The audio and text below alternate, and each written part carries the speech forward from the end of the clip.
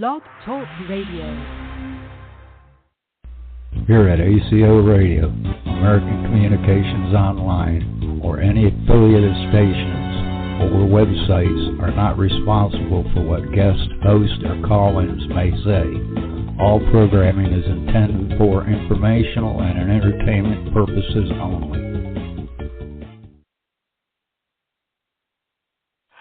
Hello, world. Welcome aboard, all you ground troops spinning around smartly on the planet. This is TJ Morris CT Radio, and we're happy to come back today after the COVID-19 2020 hindsight 2020 year, and I'm very happy to report that those of us in the UAP Associates and the ACO Association and the UFO Association and CUFOS and MUFON and SPJ.org and all those different groups out there we got going, we're doing our best to get our military directory up.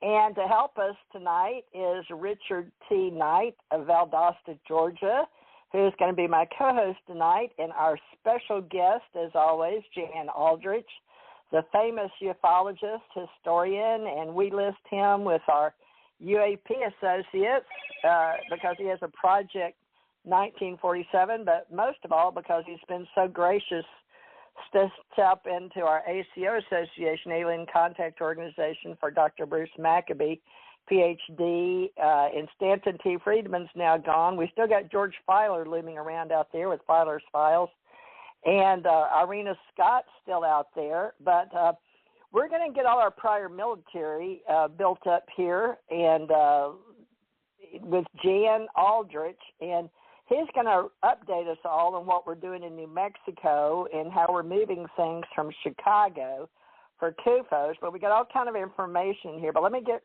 Richard and Jan on. Okay, here we go, folks. Okay, hi, Richard T. Knight. Did you join me from Valdosta, Georgia? Would you like to tell everybody hello? This is your first show with our UAP associates. So tell us a little bit about your military background real quickly. Well, I spent a brief period of time with the California Army National Guard, military police, and then later in life, basically the prime of my life, really, I joined the Army Reserve and went into the JAG Corps, and was dealing with lawyers and the prosecutorial and the articles and all that kind of thing. Served as company clerk to my commander, and it was a good experience. All right. And since then you've become an author and an entrepreneur. Let me get into, you're helping me with radio, and you're a pastor for the Ascension Center organization, and also we have in Florida Ascension Church Ohana.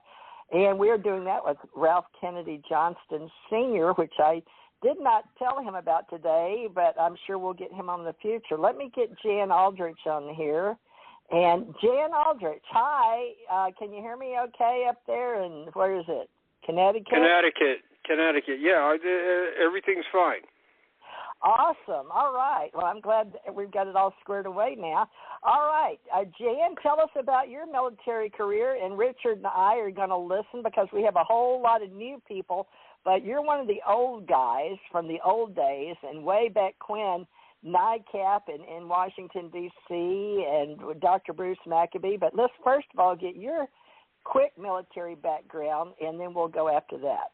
What's your military background? Well, I served for 25 years, meteorology, and then security and intelligence, and safety.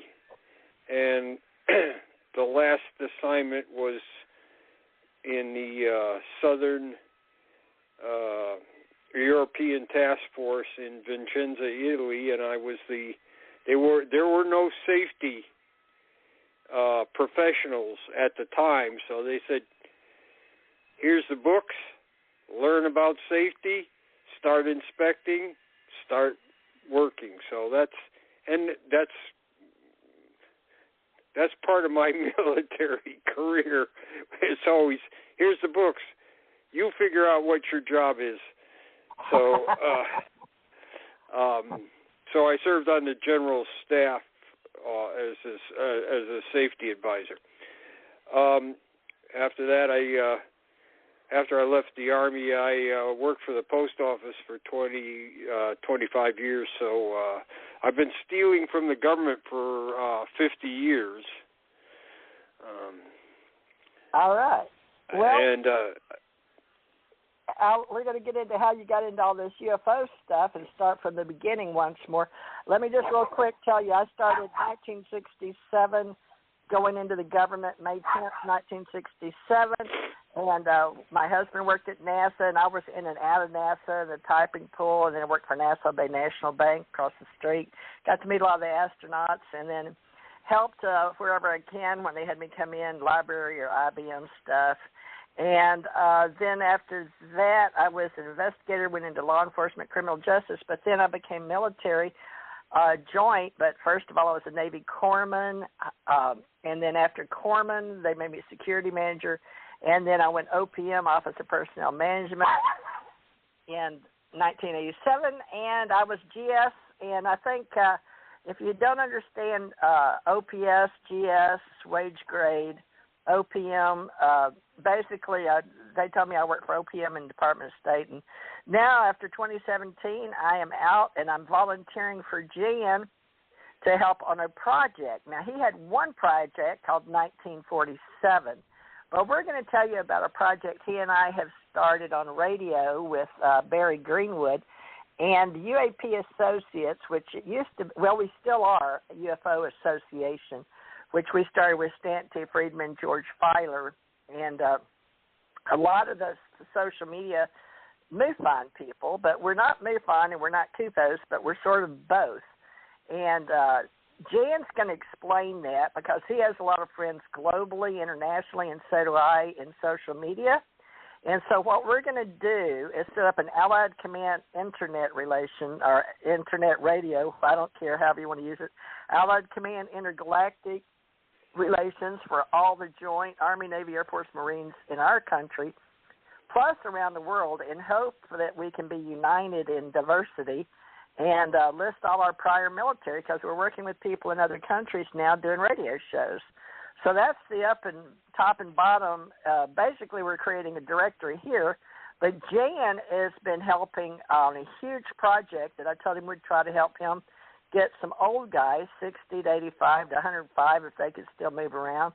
And he's moving his project from Chicago to Connecticut to New Mexico, but Barry Greenwood's also involved. So, Jan, back to you. But let's give people an idea of how you even got involved in the UFOs in the beginning, because I don't have your whole story, and I'm going to have to redo all our stories for the UFO Association. But we're going to start with our military directory, and then we'll flip it over to those that are interested in UFOs. So I'm not sure how we're going to do all this, but you know as much as I do about libraries, databases, tabs. So you've got a humongous task getting us all organized. So we're starting with hardcore investigations, and you said we need a lot of historians and investigators and librarians. So start from the beginning, because Richard Knight is here, and he has no clue what we're doing other than he's involved in a church on Sunday and a directory, military, and a metaphysics on Wednesday. He doesn't know about what you and I do. So give him and everybody an idea, Jan. Well, I started out during 55, 56 Christmas vacation. We had a snowstorm, so I had to go out and shovel the walk here in Connecticut. We get a lot of snow. So I came back in. The snowstorm was rather unusual because it was thunder snow. We got lightning strikes during this snowstorm. So I was we had a stove and there's clock radio on it, and I made some cinnamon toast in the oven, and the house got hit by the chimney, which is near the snow in the wall.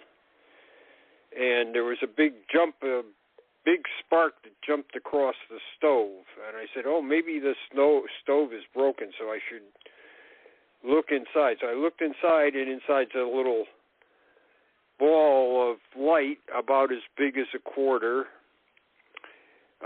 sitting over the grate. And as I'm watching this, it starts rolling out of the oven. It's not touching the grate, but it's just above it. It rolls over, and then it gets to the end of the grate and comes a little bit further, and then drops down and explodes.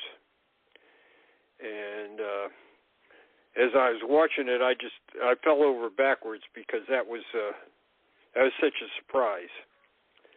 So when my father came home, I asked him what it was, and he said, "That's what the library's for." Down there, and found out that it was ball lightning. Found out from the Encyclopedia Britannica that most scientists didn't believe it existed. And so in researching ball lightning, I came across UFOs, and I started researching UFOs. So for over 60 years now, I've been looking at UFOs. And at first it was just a lot of reading, and then later on I started actually investigating. And one of the things I found I like to do was to look for UFO accounts in old newspapers. So I got involved in that. Ted Blocher was doing a look at 1947 when the whole UFO business started, and so I tried to help him out as much as I could. Of course, I was kind of inexperienced, but I did. So he published a report on the 1947 UFO wave, which had about 105 cases from 168 newspapers, and it was published, and NICAP published it, and but Blocher wasn't finished. He still continued looking at more and more newspapers, and I helped him as much as I could. And he got into over 1,100 cases, continuing his research. Of course, I went into the Army, like I said, so moving around to various places, I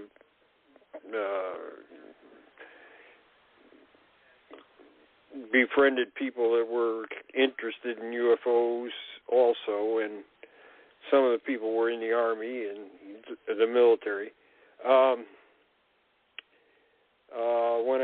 When I retired, I told Don Berliner, I said, I think I ought to do a project on 1947. He said, "Oh, Blocher's already done all that. You're wasting your time. He's done it all."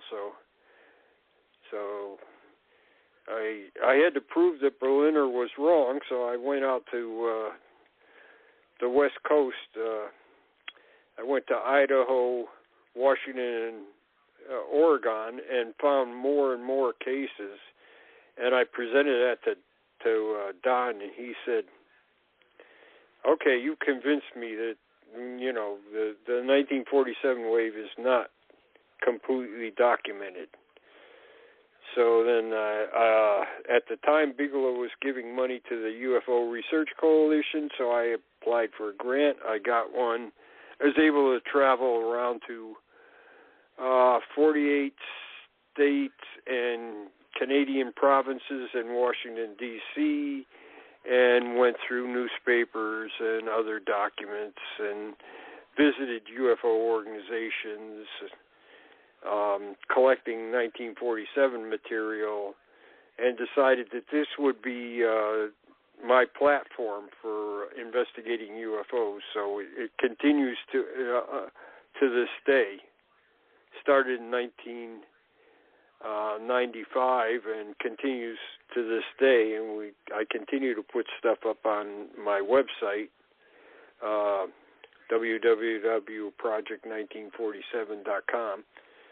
So, and I visited a number of archives, U.S. Navy War College, Air Force Historical Research Agency, the Army Historical Institute at Carlisle Barracks, and other official and unofficial archives around the country and UFO organizations. So I continue to do this. Currently what I'm doing is a little grunt work, but it needs to be done. I am, Barry Greenwood and I are scanning the CUFOS files and our own files too, and a number of other people's files that we have gone ahead and preserved now that they've passed away, like Dr. Willie Smith in Florida, Andy Roberts in England, and several people in Connecticut here. So we've continued to do this for, let's see, we've been working on this now for about 4 years. Greenwood has done most of the scanning so far. He's done from pre-47 up to 1965. I've handled from August of 67 up to 1970, which shows that how little I've contributed so far. The CUFOS files are no longer in Chicago. They've been moved to New Mexico. We will probably be doing a project with the University of New Mexico. And we continue to scan as much as we can. By scanning, like I say, I have a number of other people's collections.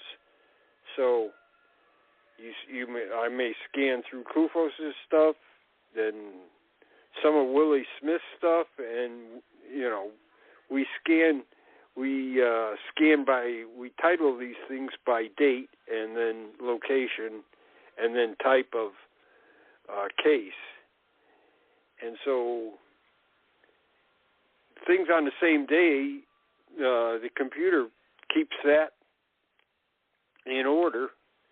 So since the date is the first thing that goes in, the computer may find 2 or 3 different files from different people that come up on the same date and the same place. And so we're constantly finding new details and new information on older cases. And by scanning it, we wouldn't have maybe seen these relationships together. So that's basically what we're doing. Hopefully about May we'll be back down with the CUFOS files in New Mexico and scanning those again. Hopefully we will be able to get them all scanned in the next trip we'd make down there. Okay, and people all over the world, and I've just set up ACO International, and I don't know what I've gotten into because I could barely do domestic, meaning North America, Canada, Mexico. So, regarding UFO files and UFO stories and collecting stories of UFO sightings, there's more people doing that than anything. But I'm going to let Richard ask you some questions right now and see if he can spur you on. Richard, go ahead. I've got to take another call. Jan, Yes. in reference to your personal experiences, have you actually, had encounters with UFOs and so forth? And if so, when and to what detail and all that kind of thing? Nothing that's significant. I was on a plane going to the MUFON conference in Texas, and you were about, the pilot said we're 50 miles out and descending to our landing, and I looked down, there's a super highway below us, and here traveling above the super highway is a thing that looks like like one of the Mercury asteroids.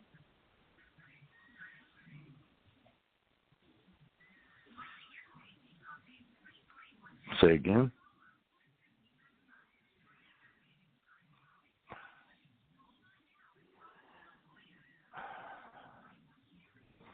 What did you do, TJ? Jan, can you hear me?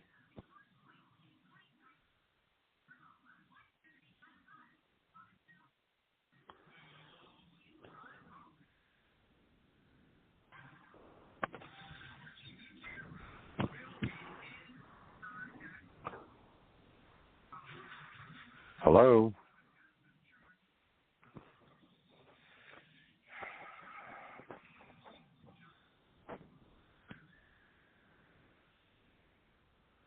Hello?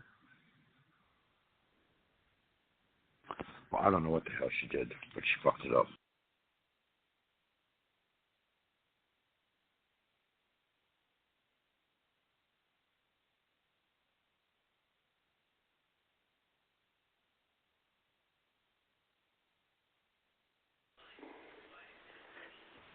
Uh-oh. Are you back on? I don't know. I've just been talking. Richard can't hear me. Okay. I must have. I had another call from New Jersey that was on. Okay. Well, we should be on line. Richard, are you there? Richard must have hung up. All right. Well, I guess Richard hung up, and I don't know what happened to the switchboard, but it says we're recording. So, do you remember where you were? He couldn't hear me, so I said, well, I'll just keep on talking then. I don't know. Oh, okay. Well, I've got you, but now I don't have Richard, so right. Apologize for that. Sometimes we have, but I made sure that I got off the call and it said hold, and I went to another phone. Okay, let's try. Well, I don't know if he's talking to somebody in New Jersey now. This has been a funny thing, folks, and since COVID-19, we've had our ups and downs. Well, I don't know if we're going to have a big break in the show or not on my live recording, but it says I'm recording. It says we have 1 hour and 32 minutes left, so I guess I'm in the studio, Jan, and I apologize for that. If there's a break, we apologize. So, well, why don't Jan, we just keep on talking? I'll just talk about anything. How's that? Well, what did he ask? Because I didn't get to hear. So he asked if I had any experience with UFOs, and I said minor. Oh, interesting. I had one going to the San Antonio MUFON conference just before I landed on the aircraft. Okay, so. And I will call back while you're talking and see if I can. Yeah, okay. Get him So back. I'll just. You just keep as everybody talking. knows, the Director of National Intelligence just went ahead and said that the government has a lot more UFO material than people know about. So let's talk a little bit about that.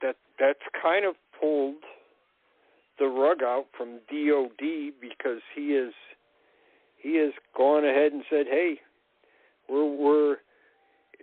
was working on getting UFO cases for the for Congress when he left. So,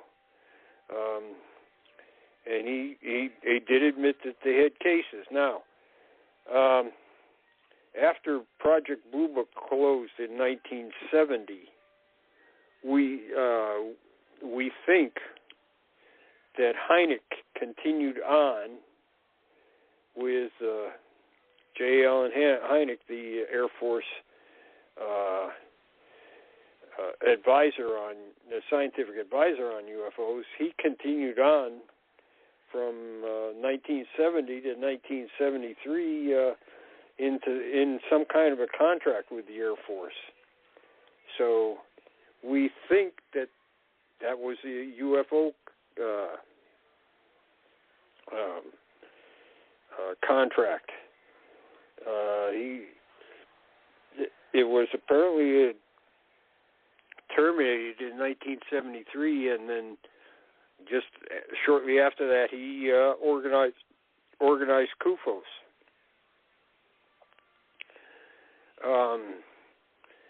The government is not all in one. Put it this way: haven't always been speaking with one voice. Different organizations have different things. When they closed out Project Blue Book, nobody thought about the Coast Guard. The Coast Guard has to respond to vessels at sea and other rescue things. And, of course, one of the things they get is UFO reports.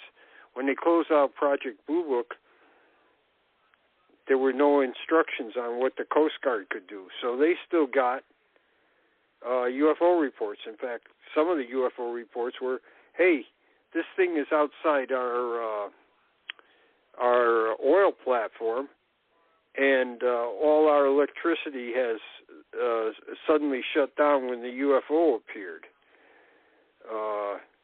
Can you come out here and assist us? Now, there was no planning for that. So the Coast Guard, on their own, decided, if you get any UFO reports, send them to CUFOS. Other agencies or agencies within other organizations decided that was a good idea. So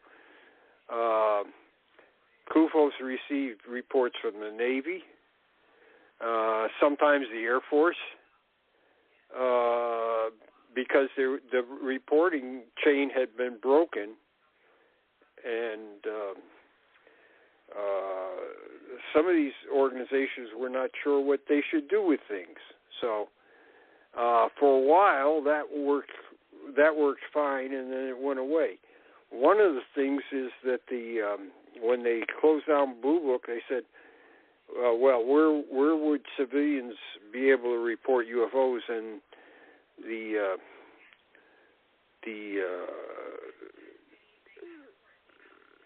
it was said, well, the police will take them from now on. Nobody consulted with the police if they wanted to be in the UFO investigation business. So, I mean, they didn't know what was going on. So Hynek and CUFOS got with the FBI to discuss that, and the FBI didn't particularly like that the police had suddenly been given this extra mission that, the FBI didn't think was right. And so the FBI set up a hotline with CUFOS so that police could call CUFOS headquarters with UFO cases. So I know in my own state here, there was a network of police organizations that they'd get a UFO report and they call CUFOS on a toll-free line and give them the details. And in some cases, I have some UFO reports from here in Connecticut in the 70s. The police would go out to the witness's place and give them NICAP or CUFOS questionnaires for the witnesses to fill out. So, like I say, the FBI was taking care of the police, trying to get the UFO monkey off their back, which the Air Force had, without any consultation, just pushed on the local and state police. I guess that's where we are now, because Homeland Security doesn't take care of it. Who in the government takes care of it? Because all of us associations out here, I'm getting overwhelmed myself. It's it's a daunting task to handle people's phone calls and emails. When I talked to Walt Andrews, he says, "Well, don't tell anybody." But and this is in '96. When I talked to Walt Andrews, he says, "Oh, don't tell anybody, but NORAD gives out our phone number so people can call MUFON." I said, "Really?" And he said, "Yeah." So they a lot of civilians are calling NORAD all the time, and so now they have somewhere to report this. They can just let us know. So well, how long has that been going on? Since what year? I'm not sure. He didn't tell me. He said they've been doing it for a while, though. This is in 96, so they've been going on for a while. It's been going on for a while. And he said, civilians call them up, they give them the number.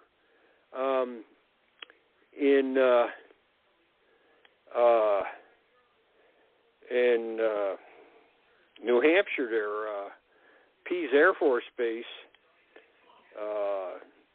they put instructions in the staff duty officer's log saying if a civilian calls the base about a UFO thing, you should call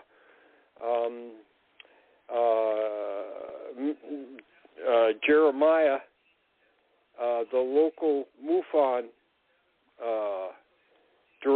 state director for New Hampshire, and give him your case, or give so in a number of incidents, the government was actually sending cases to UFO organizations. I know that about 1984. I know about 1984. The UFO hotline kind of fell apart because there was not that many UFO cases. So. Well, do you have okay, so J.L. Einig talked to me 85, I guess 86. He may have been the man that came out to Lowry Air Force Base, and since I didn't know who he was, I'm starting to think that's who he was, because he took me out and told me my Q clearance, and then later on I got the above top secret, right? But I already had the Majestic 12 or Madge 12 badge, and then I had gotten that document that a lot of people don't think it was real, but we got a manual, right? So when he met me, I think he was going to Edwards Air Force Base as secretary. I was supposed to meet his secretary. So what happened there? But you said you didn't talk. That was 86. I have never talked to Heineck. I never talked to Heineck. Well, where were you when I got pulled back in, or active duty again? They brought me in from Africa or UK, European theater. They brought me back in. From 1984 to 1994, I was in Europe. So you were over in Europe like two different I was. places. I was in two different places in Europe, in Germany, and one assignment in Italy. All right. Now you remember, I know you and I talked about. I was in nuclear capable units, so Yeah, they put us all in nuclear for some reason.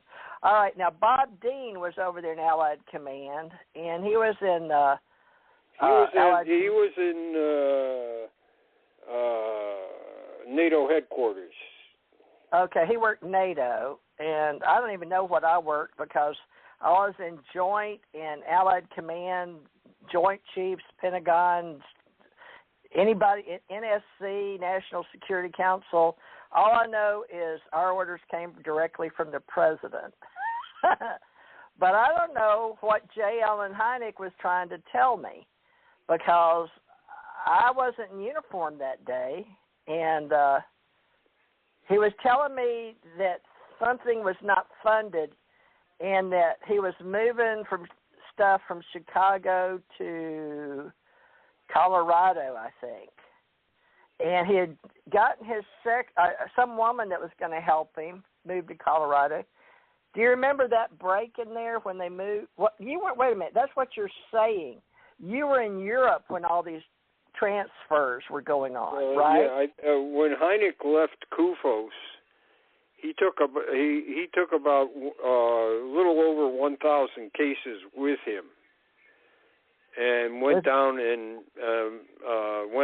to Arizona, I think it was, and he met with Willie Smith in Florida, and the two of them went ahead and figured out this computer program that was called Unicat, which Smith, because he was proficient with computers, put together for Hynek. And what their goal was to have only the best cases in it. Thomas Ritter founded that. Is that the same one? Maybe it's not. Well, maybe Ritter was doing it, but Willie Smith was working with Hynek on computerizing this. So, as Willie Smith told me, he said Hynek told me what should go in the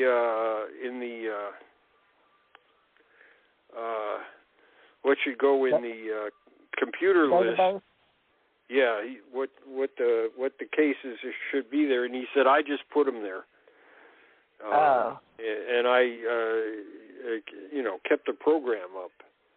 So no, I'm thinking of something different. I think, but Willie Smith, you and I talked about. But I thought, was he in Miami or Orlando? Because I'm in Gulf Breeze now, but they kept trying to get. He was in Miami Beach, I think. Yeah, Miami. Okay, we got a guy down there. Okay, good. Okay. So I got his files before he passed away. He decided he hadn't worked in UFOs for about 10 years, so he decided it was time to pass them on. So Lauren Gross and I went down there and got his files, and then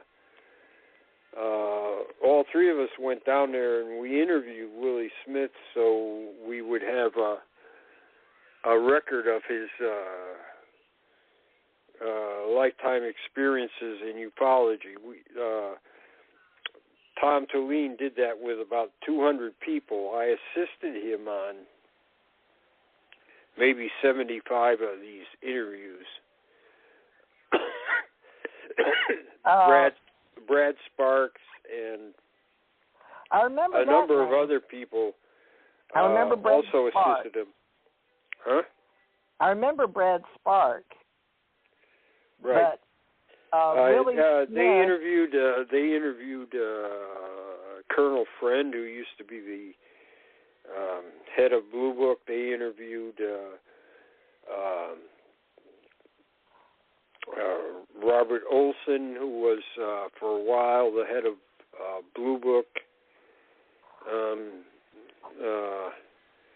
Tom and I interviewed Rothstein, who worked at Blue Book. We did about 200, like I said, about 200 interviews. Tom did most most of the work, and I assisted him, like I say, on about 75 interviews. We interviewed officials, witnesses, other people involved in UFO research. Interviewed Klaus Vaughn when he came to the United States about UFO Sweden. Oh, Brad Sparks, Scottsdale, Arizona. Now, wasn't that Center for Against UFO Secrecy, Brad Sparks? Well, he was in CUFOS, for NSA. it was against the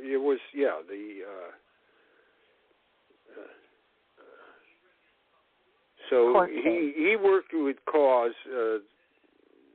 So did Greenwood and Todd Zeckel and Robert Todd.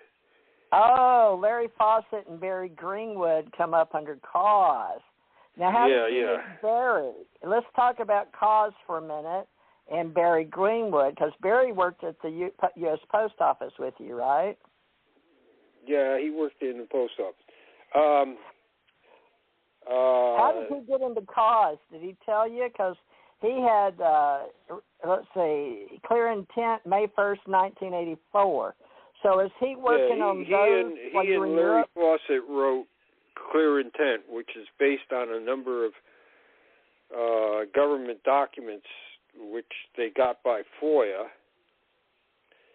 And after the book was written, of course, there's always updates. So bingo. There had been a magazine called Just Cause, which was run by CUFOS, and Barry said, nobody was working it at the time, so Barry asked if he could revive the Just Cause to talk about updates of the book, because as soon as you write the book, it's obsolete.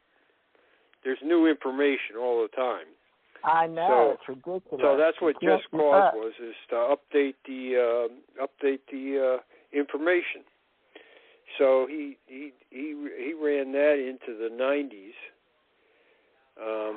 Fawcett, in the meantime, he passed away. So Larry Fawcett? Yeah, Larry Fawcett. Yeah, he passed away. He was a Connecticut policeman, and then he went to Florida, and he passed away. That's when I came in. Yeah, that's when I come in. He dies, and I come in. So the government cover-up by the UFO experience is Barry Greenwood, right? Prentice Hall. Now, do I need to?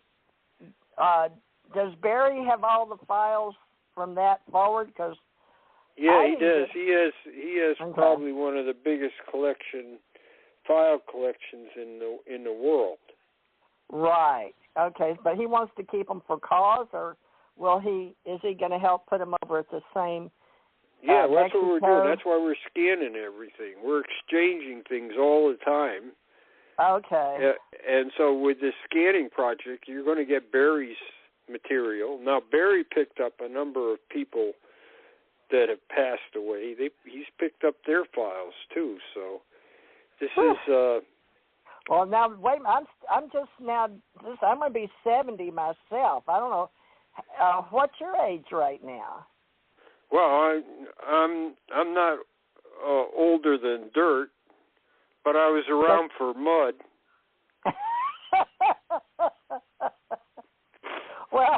So I've been here for a while. Why don't you let Barry come talk to me about some of those files? Because I was out of country, and then I come back in and get swooped up by the tall Nordics in Navy uniforms. Well, Barry was the one that started the CUFOS scanning project, so he's the one that started this. And he's been doing other things since then. So one of the things he did was he found the National Archives of Brazil had a giant newspaper collection, which was available to anybody that had a computer. So he started, now he doesn't speak Portuguese, but he started looking for UFO stories in Brazilian newspapers, and he's not looking for things that are repeated in the United States. He's looking for things that are around the world. The Brazilian newspapers have things like Agency French Press and Reuters, which were not carried in the early days in American newspapers. Yeah. So by looking in the Brazilian archives, he came up with about 6,000 UFO stories from the 40s, 50s, and early 60s. He's still got more to go, but he's taking a break right now. So I think 6,000 stories is quite a bit. I'd say so, yeah. Yeah, it's better. The Brazilians even say, "Well, we don't have as good a archives as you do on these stories." So they were surprised. He also did the same thing with Sweden, going back to the 19th century, then the ghost flyers in the 30s and early 40s, and then the Second World War stuff in Sweden, and then the ghost rockets, and then UFOs. So Sweden went from ghost rockets right into, in 46, right into UFOs in 47. Some of the same people in the government, the Air Force intelligence people, they went from collecting ghost rocket accounts to collecting UFO accounts. So he's got about 3,000 Swedish items. He doesn't speak Swedish either, so but he knows how to. He knows how the keywords, so he can get items like that. Also, Sweden has newspaper contacts with Agency French Press and Reuters and Scandinavian wire services and things like that. So that's a pretty good thing. And we've also been collecting newspaper accounts from rather weird places like Papua New Guinea. Of course, the Father Gill is the most famous from 1959, but we've been collecting stuff in the 60s and 70s from Papua New Guinea, Fiji, and countries like that. And you can do it over the internet. Getting into archives and things. Got stuff from South Africa and items like that. So it's an international thing, not just the CUFOS scanning project, but it's further. It's just we're still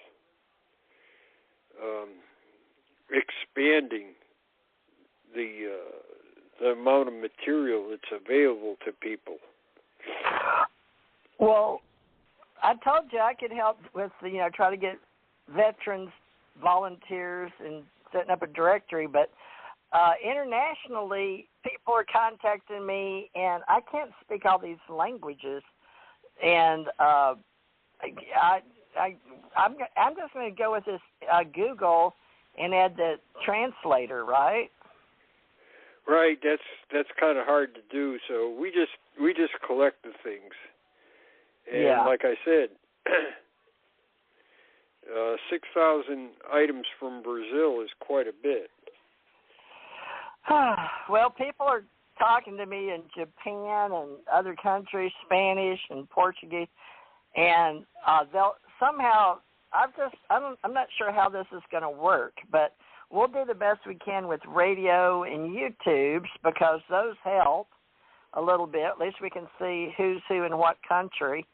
And I want to keep doing that with you and Barry and how we can do all these books that everybody's writing. But now, have you heard anything about they're supposed to release more information? Because are you familiar with that ACIR? What is that? I put it on UAP, Securing Government Information Data Developing Countries. I know there's a firewall. Well, that's what Radcliffe said. They were preparing when he left as Director of National Intelligence. They were preparing material to send to the Senate. So there is material there. He's, and I probably will put in a FOIA about that. It's asking me more or less said that they prepared material to go to the Senate, so ask for a list. Huh. A list of all the links or all the files everywhere? Because a list of I don't files. know how to. Oh God. Okay. Well, So what I got here. Okay. Mm-hmm. When Clinton said that after 25 years all material is declassified except for the stuff that the different agencies reserve, he went ahead and the Air Force Declassification Agency went ahead and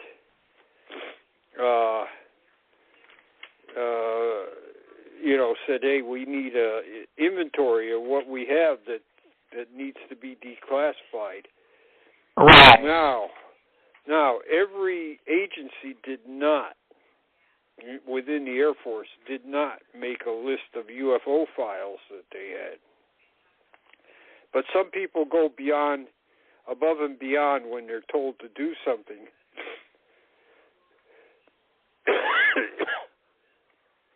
So there's a declassification index that the Air Force made, and Robert Todd got a copy of it.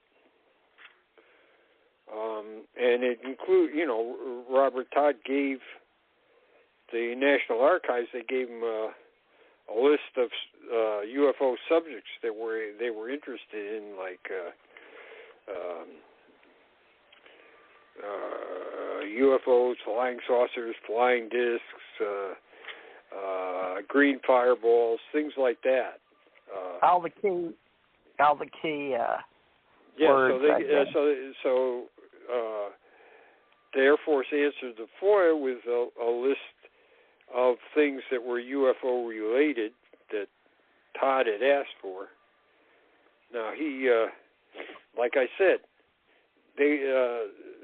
the declassification people did not say, give us an index of everything that's got to do with UFOs. But once again, I'm saying people in the military sometimes go beyond what they're told to do. So we've got this list of things that need to be declassified. And if the archives ever opens up again, we can go down there and search for it. Gosh. Well, we're undervalued. What is it? Interests and values. We're underpowered right now. Right. Well, there's too much to do. Yes. There's too much to do.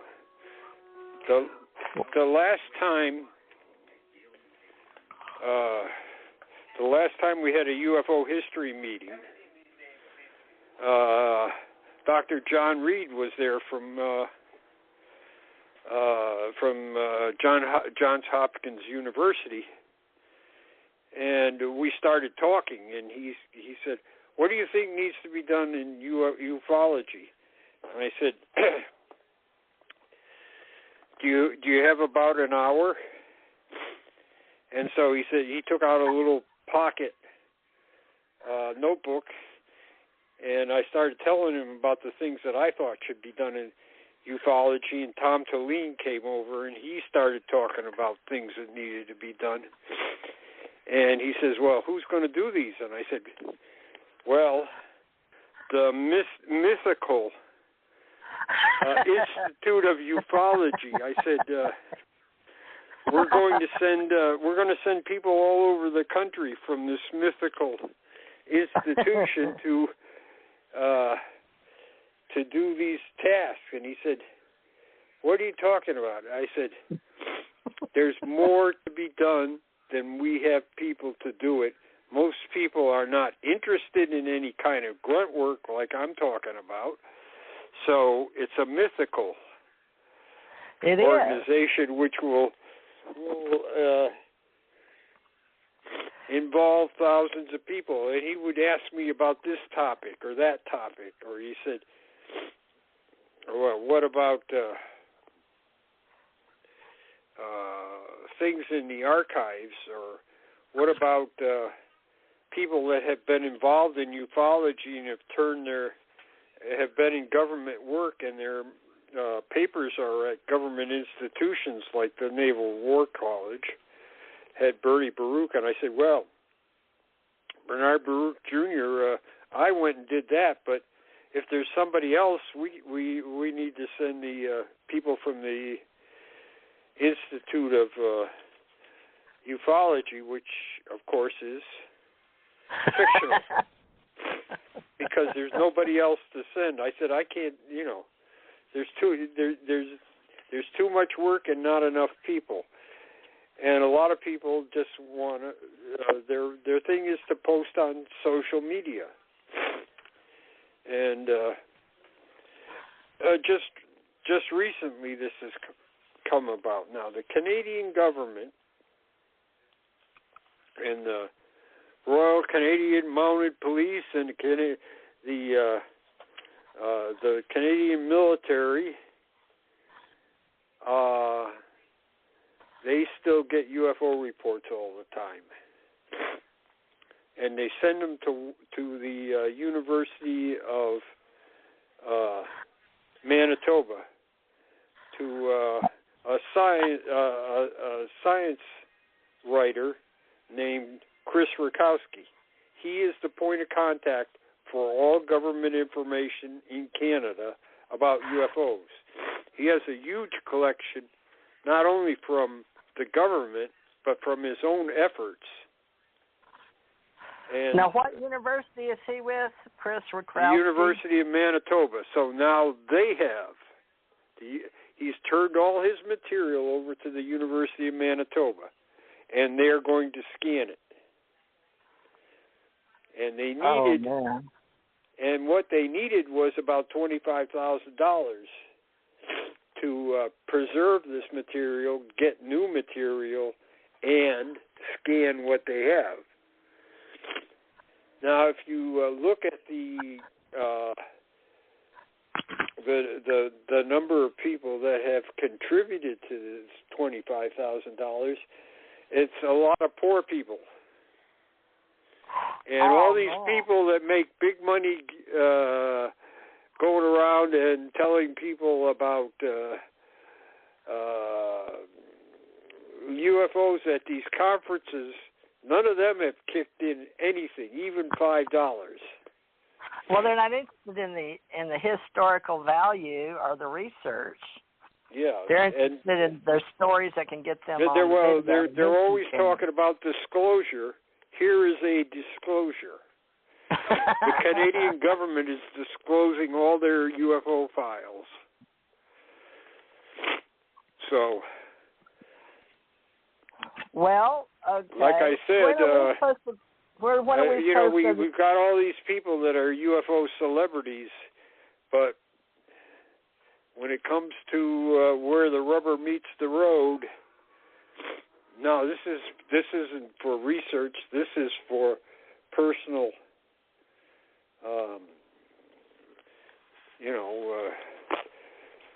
personal gain. Now, I got nothing wrong with people working for personal gain, but I think everybody in ufology that gains from it should actually put a little bit back. And a lot of these people are not doing any real research. They're just going to conference and talking about things. So I really believe that some of these people should put some of their should help out, should talk about this when they're at their conferences, and should put their money where their mouth is. It's pretty sad to see the state of ufology right now. Well, I think that this is a big issue right now with those that are organizers. But, we have the MUFON conferences, so we have a MUFON state director responsible in each state, and I guess the they're world. Putting their own money into that. I understand that. But I understand that there's so-called UFO experts that are talking all the time. They're not experts. And I don't believe they're really experts, and I don't believe that they put anything back. No. So we've got, but what about Linda Moulton Howell? Just because she worked, what about Kerry Cassidy? Because they worked in Hollywood, or they only got the way that the stories were supposed to be slanted? Or how do you feel about, those two women? Well, here's my thing. If the shoe fits and then there's where Paula Harris. Everybody, there's people that write books about disclosure. There's people in podcasts every day talking about disclosure. And I said, and what have you done to get disclosure? What have you done lately? Yeah, what are we doing? We're gonna hold our breath until we turn purple. I said, okay. I'm working for disclosure, and like I said, people where there's a chance to donate, like the University of Manitoba, I think it's time for somebody to put some money in there. Put their money where their mouth is. And since we're talking about disclosure, let's just run down the number of governments that have disclosed UFO material. Some of them are just ad hoc, it's a one-time thing, but some of them have put out a lot of information. Of course, the U.S. has put out, hundreds of, over 100,000 pages of information. Canada is doing it right now, so with the University of Manitoba. Venezuela, Peru, Chile, Argentina, Uruguay, Brazil, the United Kingdom, Ireland, Norway,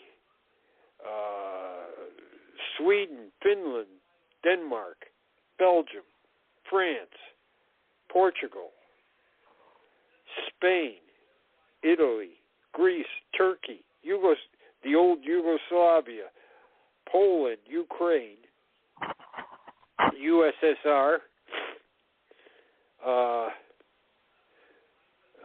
then some of the ones that, Japan has put out some information, even though the current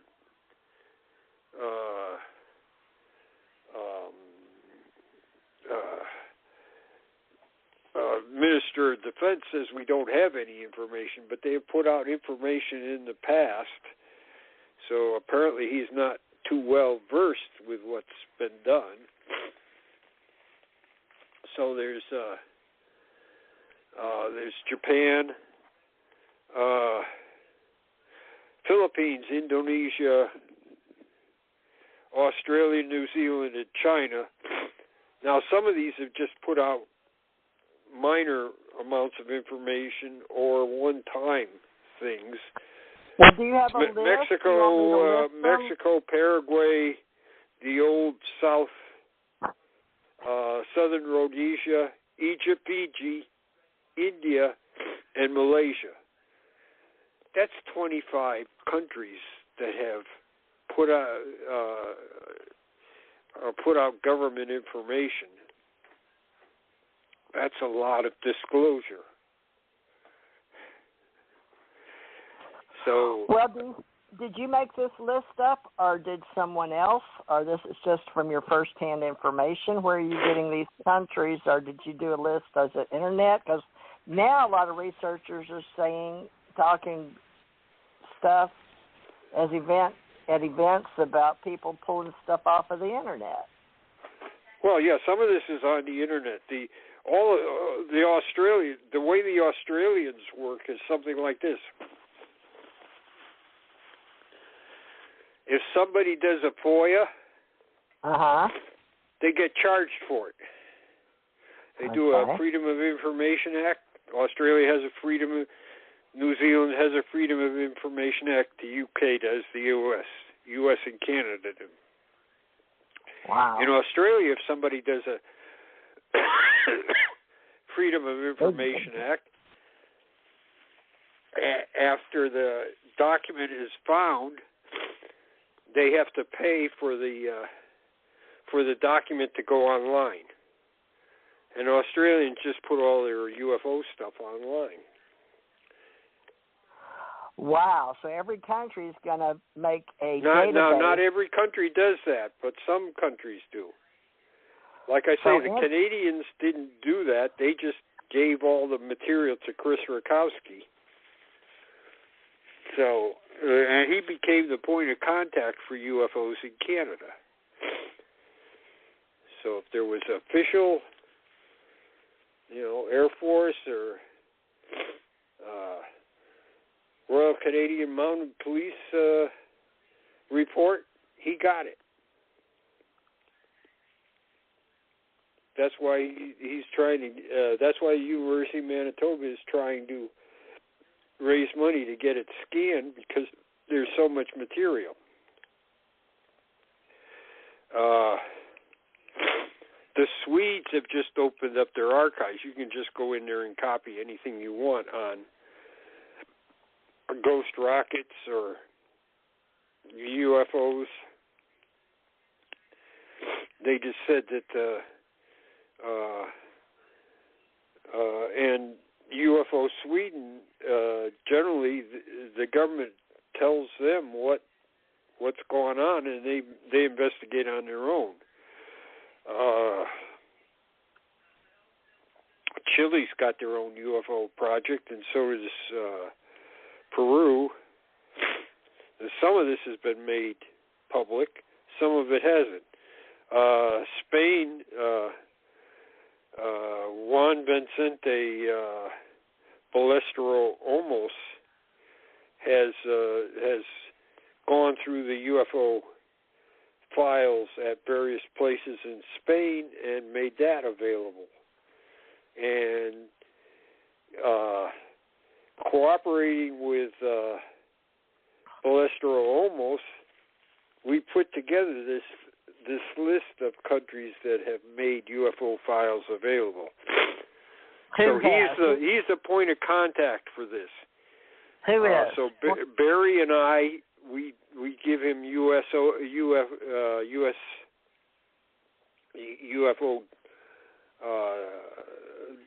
list of documents that have been made available all the way back to 1947.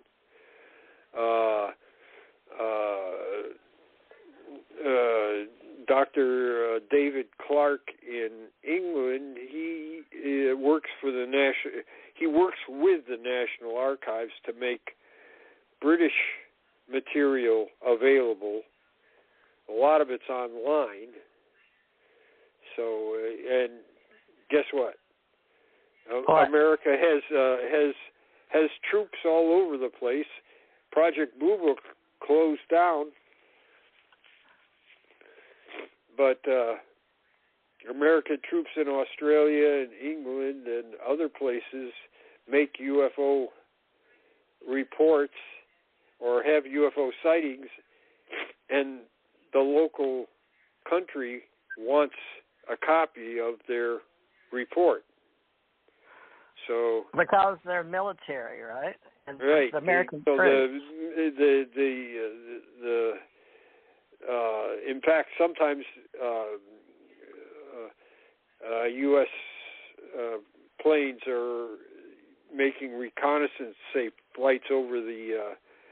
This is one that happened recently. Made reconnaissance flights over the Eastern Mediterranean, and they got a UFO in the area, and the British picked it up on their radar and sent interceptors up. So that's a thing of two countries there, and it's, you know, we don't have the only reason we know about this case is because the British released it. Their military released it. The American military didn't. Oh, wow. So there was the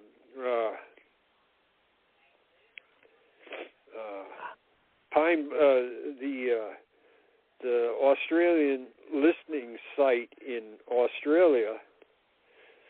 The Americans had a UFO sighting on the base, and you know, this is years after Blue Book again, but it's in the Australian UFO case files because the Australians had the Americans fill out a report form. And I've got several cases where the Americans were involved in Australia. They saw UFOs while they were flying planes with the Australians or by themselves in Australia, and they're in the Australian case files.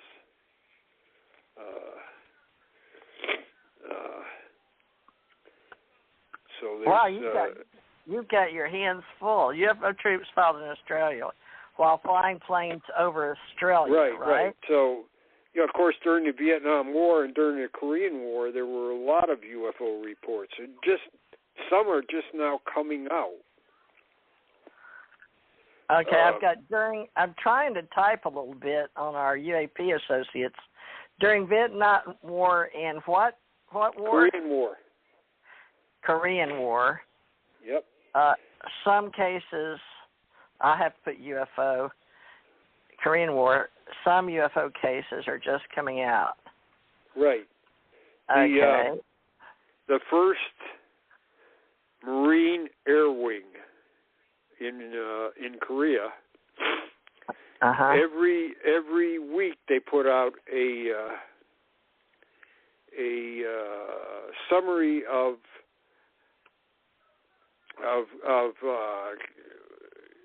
combat in Korea,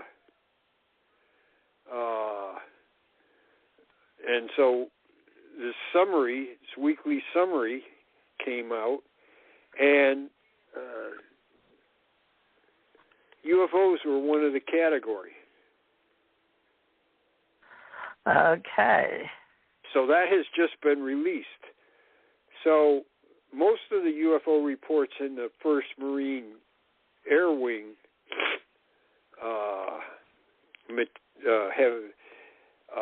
are also in Blue Book. They're also in Blue Book. But some of them aren't. And just like everything else in the government, some of the stuff in this 1st Marine Air Wing material has more information than is in Blue Book. So if you go to my site, you look at 1953, go to April 14th, Northern Japan. There's a summary of a Navy intelligence plane flying back to Northern Japan. They've been on an intelligence mission towards the Soviet Union, and they were flying back, and this UFO was detected on radar. It's a big one. It was a big one. And then all of a sudden, there's 10 smaller UFOs, and from the Navy report, it appears that the bigger UFO was directing the smaller UFOs. The Navy plane went ahead and descended to just about 400 feet above the water. Now, this is at night, and these smaller UFOs were, they made 70 passes at the Navy plane, some of them under the Navy plane. It's kind of dangerous. And like I said, part of this, the account is in Project Blue Book, but the first Marine Air Wing had additional information, and Brad Sparks got a hold of that stuff, and for the Jerry Clark's UFO Encyclopedia that's just been published, the 3rd edition, he updated this case, which is in Blue Book. He got more information now. So other agencies of the government may have additional information on cases we already know about that are in Blue Book and elsewhere. And we found that several times. That's a quite common occurrence.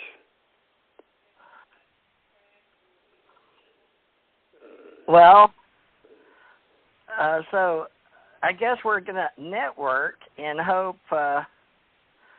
people that are really interested in alienology and ufology and cosmology, I guess any of these, alienology, cosmology, well, just history, what else? Seems like if they were in 40, but I'll put history, I'll put ufology, are all welcome to learn our, I guess, train the trainers. I guess we'll do it online. I don't know how we're going to do it, but we got to find out. We got to find out who they are and what they can do in what state if they're in the U.S. And then who do they contact around the world? I'll just put, we will do our best to, I guess we're going to network the entire world for our needs. Well, it's really for our historical archiving.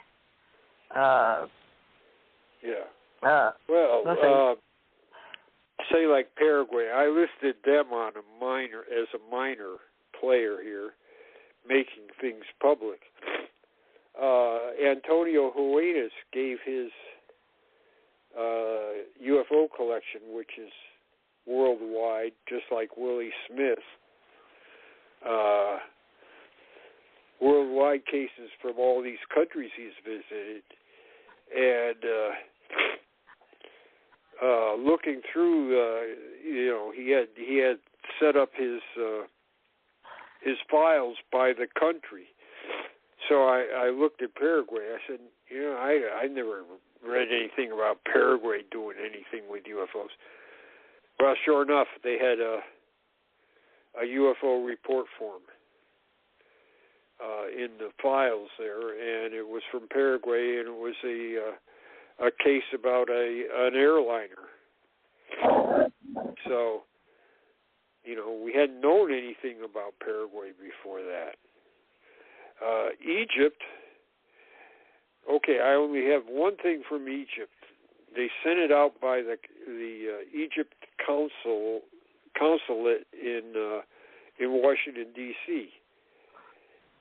I tried to get a copy from the Library of Congress. They said they didn't have a copy. but I was able to find out about the reports in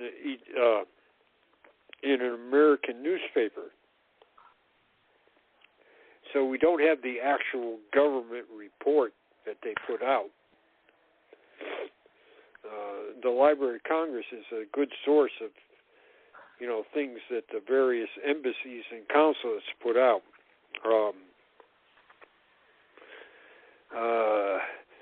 Southern Rhodesia. So that's now Zimbabwe. But in 1952, this colonial official was traveling north in southern Rhodesia on a highway, and this UFO apparently was leading him, was ahead of him, and he stopped and he got gas, and when he started up again, it started up again, and went ahead and Barry Greenwood contacted the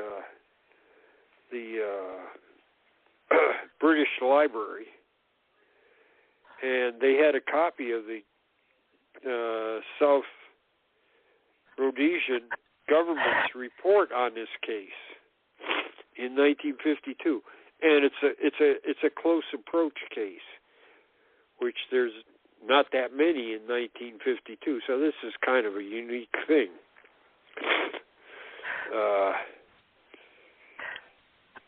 Well, how are we going to separate close approach and CE5? What about, do you want to, this is going to get complicated.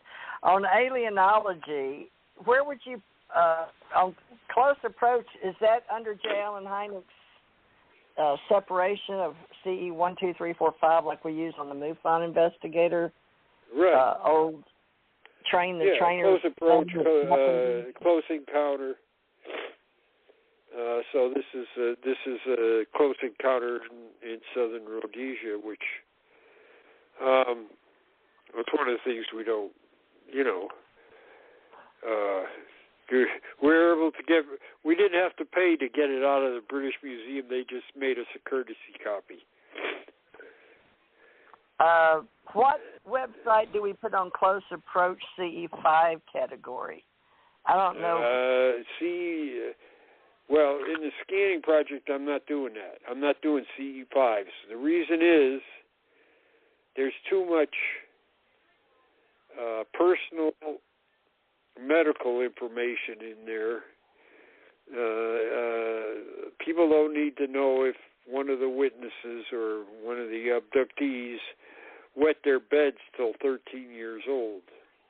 They just don't need to. We don't need to have this kind of personal information. Now, for people that are doing serious research, it's necessary, but to scan it and make it available to everybody, I don't think that's right. So we are not scanning CE5s. We're putting them aside because this, like I said, a lot of the information in these cases is very personal and maybe embarrassing. Well, what are we going to do with the CE5? Are we going to, because it's open source? I said I'm not going to scan it. That's what I said. I'm not going to scan it. We're going to put it aside. People that need access to it can get it, but we're not going to put it on the internet. Well, CE5, we'll just put at need to know. Well, there we go again. Now we're back in the government. Need to know information. No, so it's not need to know. It's people that are actually doing that kind of research. Medical. That have listen, when Carpenter went ahead and sold his files to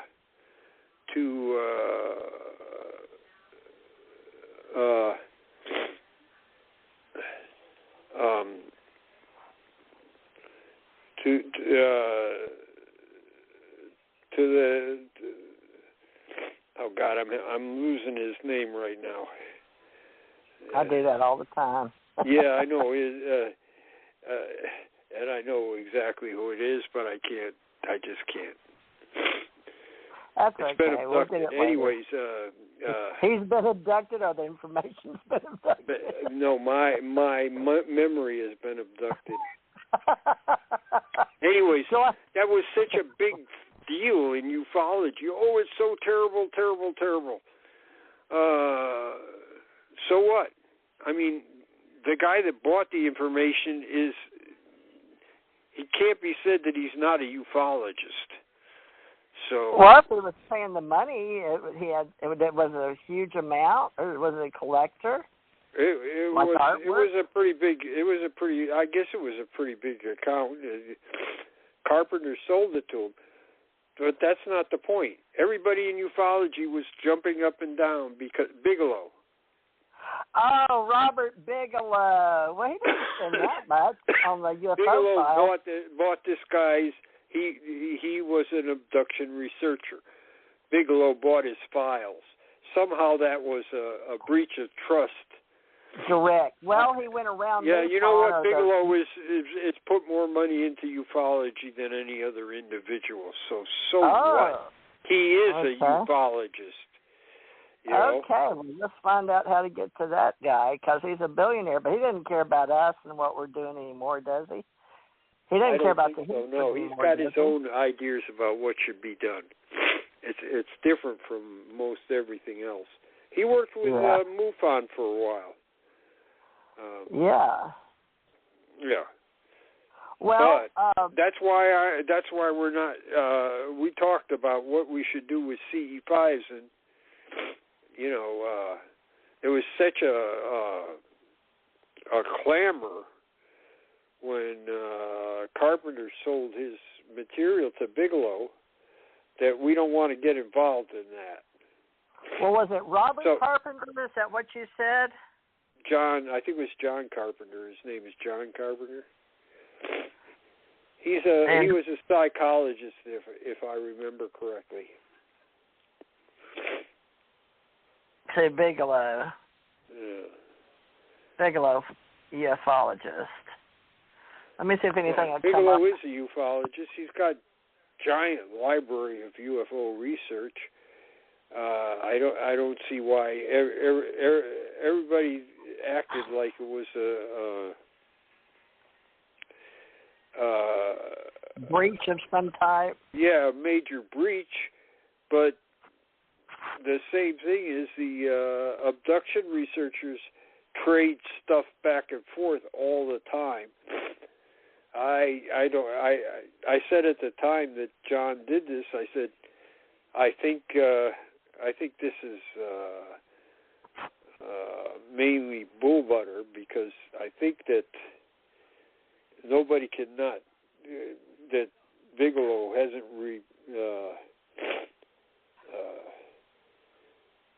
gone ahead and supported UFO research, and he is a researcher, and he has a giant library. Now, he won't let anybody see it, except for people that are, in his organization. When he had Bigelow Aerospace, people could go to his library and look at stuff. And he even got stuff from the government. What Material happened was to that? released to him. It's probably in his library. Which is he had a located where for those listeners? He got a good part of that $22 million that was appropriated to study UFOs. He got a good part of that, so. That was because he had a contract with the government to study UFOs. And he also was able to get material out of the government because he was studying UFOs. So if they feel like you're a bona fide investigator for the government or prior government service, well, he had millions already, though, because he came from the hotel chains. Yeah, sure. He got most of that $22 million. Well, what administration was that? Get into well, that's Harry Reid, actually. But it was also John. Yeah, you're right. But also John Glenn and Senator McCain and Senator Inouye and Senator Stevens from Alaska. They were all in on that too. Oh, we used to say that's what Harry Reid said. That's what Harry Reid said. He wanted bipartisan. I went to see Dan Inouye, or Inouye, as you say, in Hawaii. I wonder if that's how. I'm always wondering how I covered all this UFO stuff. So he was in on it with Senator McCain and Harry Reid. Okay, there's a whole story there. Did y'all have that written up? Huh? Do you have that story written up with John Glenn and Harry Reid and? No. No, because I don't know. There's so many holes. I don't know that much. I do know. I think that Senator Inouye had a UFO sighting. I know that Stevens did. Now, neither of those senators' papers are organized yet. These are the papers we need to look at. We need to look at Harry Reid's papers, Inouye's papers, Stevens' papers, Glenn's papers, McCain's papers. McCain's stuff is not all organized yet. Richard Russell, Senate Armed Forces, he's been involved in UFOs several times during his career. Nobody's gone to look at his papers. Senator Margaret Chase Smith, to a certain extent, was involved in certain UFO investigations. People from Maine were writing her about close encounters, and she didn't write to the Air Force. She wrote to the head of the CIA and said, "What's going on here? Give me a report." Nobody's gone up and looked at her papers up there in Maine. So I do know about the incident, though. They did send the 4602nd up there to investigate the case she was concerned about. It's interesting that there's another case almost exactly the same that she was concerned about a year earlier. Well, how do you keep that's another this? thing about putting stuff together and scanning it like this. We find out things that are related to each other. Right. There's method to the madness. So John Glenn, any of you investigators out there, John Glenn, Senator McCain, Dan Inouye, or Dan Inouye, how you say it. But I lived there. I thought we said Dan Inouye. Is that wrong? Well, okay, I don't know how to pronounce it. I've heard people say Inouye, so. Well, he told me, and he didn't have half an arm, didn't he? Yeah, he was in the Second World War, and I don't know anything about his UFO encounter if he had one. I don't know. I don't know what I do know that Stevens was a pilot, and he had a UFO encounter. Well, somebody was sending me around the world putting all these papers, but I don't know if it was the National Security Council. I guess it was, but it was before we had Homeland Security. And they threw me into the fire with J. Allen Hynek, and I didn't have any clue how to do this just because I was a UFO abductee or alien abductee or whatever, or died, near-death experience, Monroe. And I know that guy, that Monroe that was running that thing over there, but I don't remember going to North Carolina. Well, yeah, I did go to North Carolina. Never mind. There's a lot of stuff that I just never put together. I could have wrote a great investigation up if I'd been paying attention, but people didn't mention UFOs, so I'd go around and talk to different people, but just, I didn't understand the intelligence behind it, I guess. I do now that I'm older, because now look at me. I'm working with you trying to get people to help us figure out how to get all the old papers scanned and archived now that we've got the internet. And I knew we were going to have the internet. Oh, my goodness. This is such a major event. So right. So I don't know if John Glenn had any UFO experience. I know he had some interest. Yeah. He was involved with with this Harry Reid thing somehow. Well, now Harry Reid's now dead 2017. And I don't right? know what McCain's, McCain was a Navy pilot, so I don't know what his interest is. Like I said, I contacted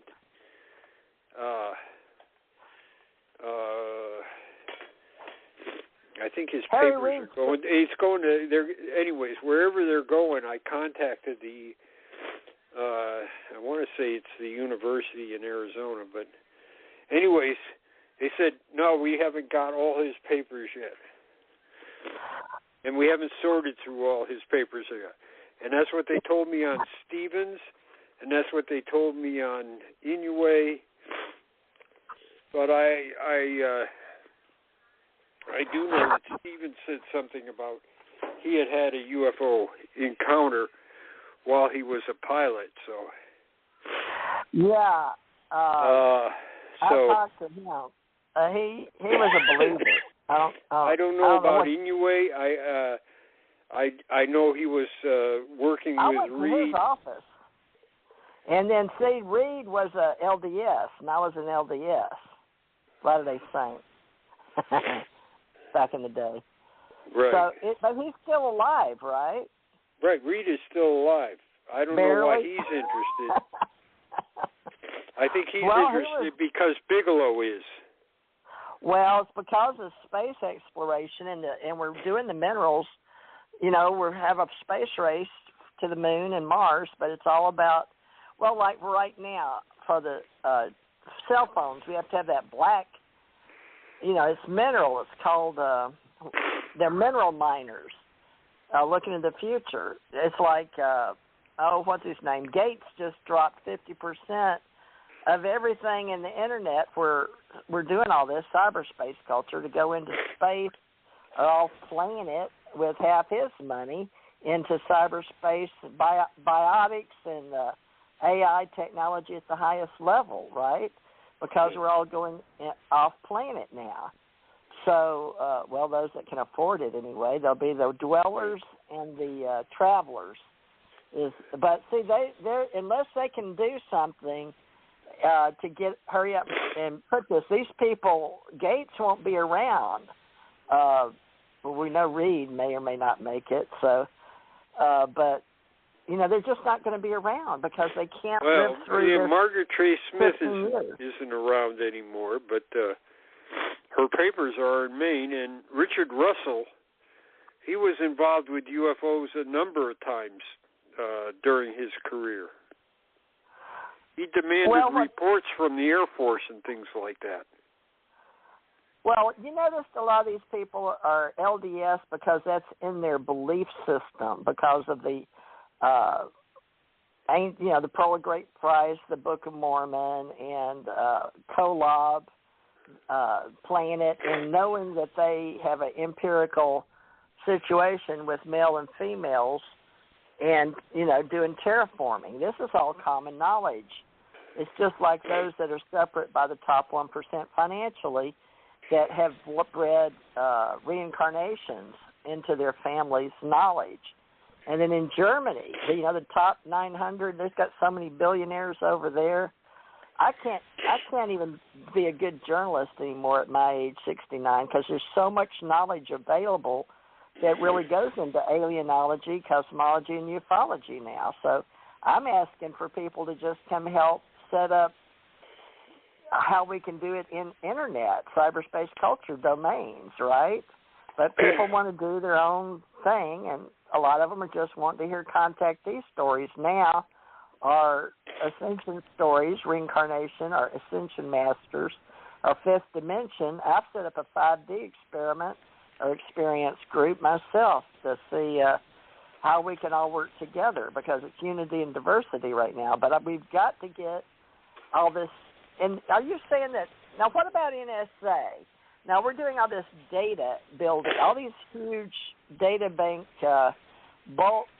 balkanization is what we call it. Why can't we do all this the yucky stuff, the dust and the old papers? I thought we were doing, we're shredding documents here in Pensacola, but these are ones that we want preserved because they have hardcore data left. So we need people that are interested in preserving some history and putting in databases. And that's all. There's stuff that's destroyed every day.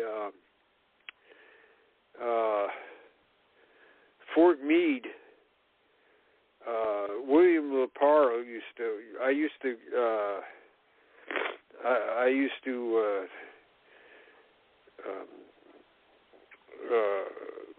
we used to collaborate together on things, and he had some kind of an inn at Fort Meade, and when they were destroying stuff that had might have some relation to UFOs, yeah, they would contact him first to see if he wanted it before they destroyed it.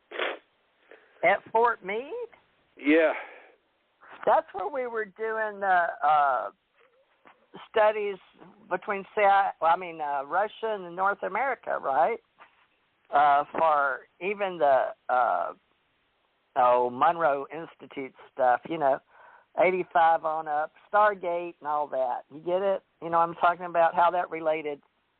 And a lot of people were arguing, apparently when I got into the game at a higher level at Fort Meade, I thought that was supposed to, are you telling me that they're throwing away, they're getting away stuff already, shredding it instead of scanning?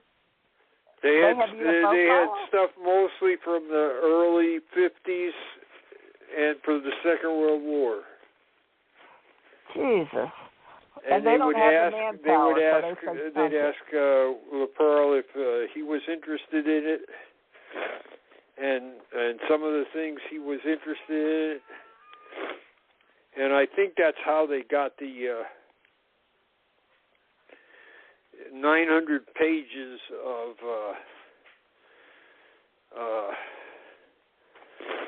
Horton Brother documents that we got in the 90s. I think that's because of Leparo let people know that was available before they destroyed it. We got U.S. Cyber Command, National Security Agency, and Central Security System. Well, here's the thing about Fort Meade's old now, right? That's why they're downsizing it or getting rid of the archives, or what? What's up with Fort Meade? Well, they just normally destroy stuff all the time. Well, what about NSA? Here's something back from 1977.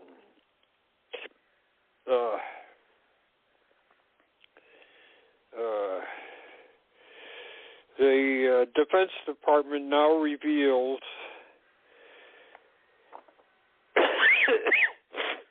that it still records UFO reports.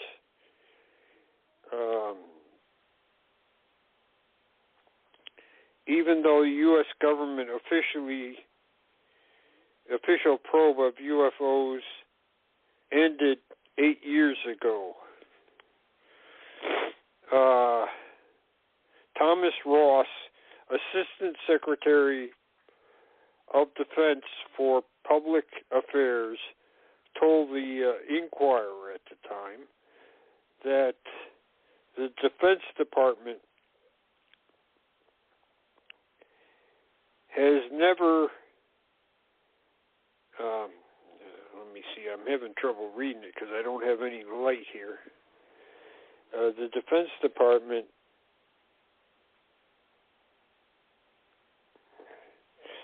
ceased investigating UFOs, and that the okay. I don't know how many reports there were or have been, or what the frequency is, but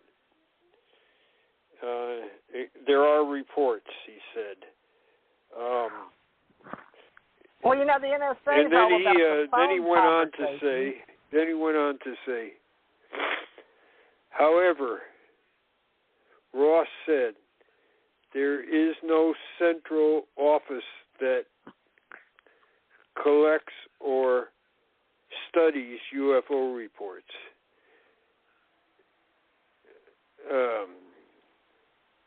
They are to be reported to the National Military Command Center, to the Joint Chiefs of Staff, to the various pertinent commands, and then they are